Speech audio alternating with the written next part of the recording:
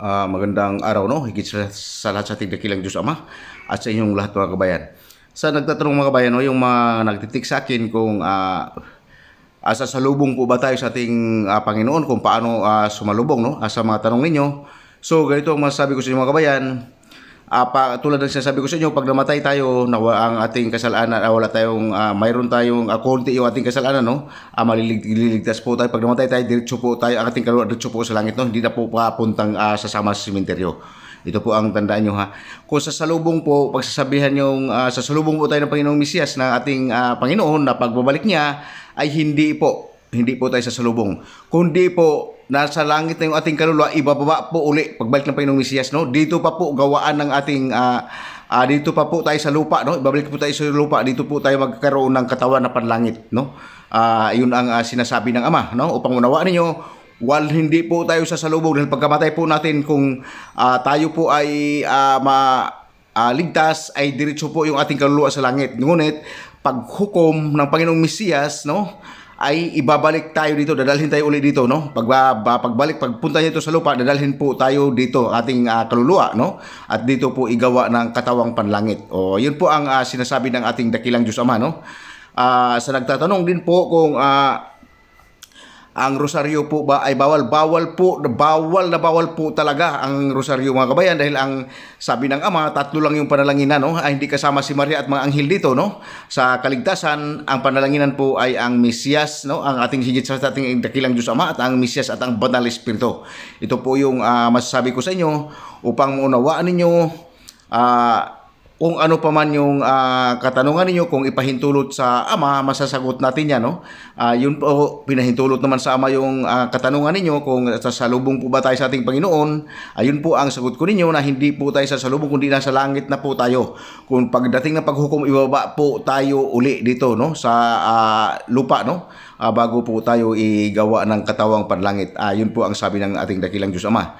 Ano? Upang manawaan ninyo, ano pa man yung katanungan ninyo, magtanong lang po kayo, no?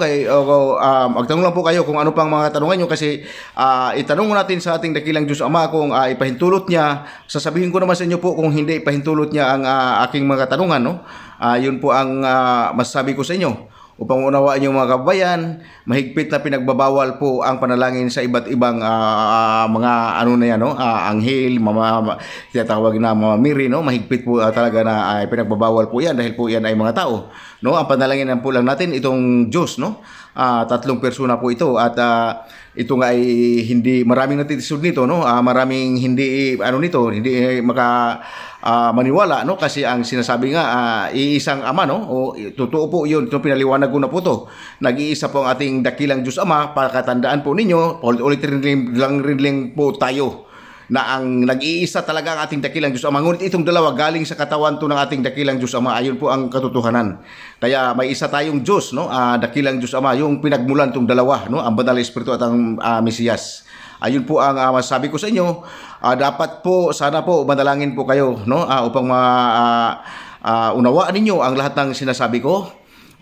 Dalanginan nyo po o kunin nyo po yung mga panalangin dyan, no? Sa mga kababayan, sa aking Facebook, no? Kunin yung panalangin dyan, at upang maunawaan po ninyo ang lahat ng sinasabi ko, no? At ipamahagi po ninyo yan mga kababayan, upang marami po ang maliligtas sa ating sa mundong ito, no? Dahil po para maabot po natin, no, ang 50 million, kaya yun po lang talaga ang maximum. Sinasabi ng Ama, maliligtas sa hintil 50 million lang po talaga. Pero ngunit kung hindi tigil ang simbahan, ay 9 million lang po talaga ang maliligtas, no? Ang sinasabi ng Ama, maximum, no? Ayun po ang katotohanan mga kabayan. Ang mag-comment lang kayo dyan, no? O kung anong mga tanungan ninyo, kaya kung ipahintulot ng ating dakilang Diyos Ama, ay sasagutin ko sa inyo. Ayun po ang masasabi ko sa inyo. Babay na po, no? Sa inyong lahat mga kababayan. Magandang umaga po higit sa ating dakilang Diyos Ama, at magandang umaga sa inyong lahat mga kababayan.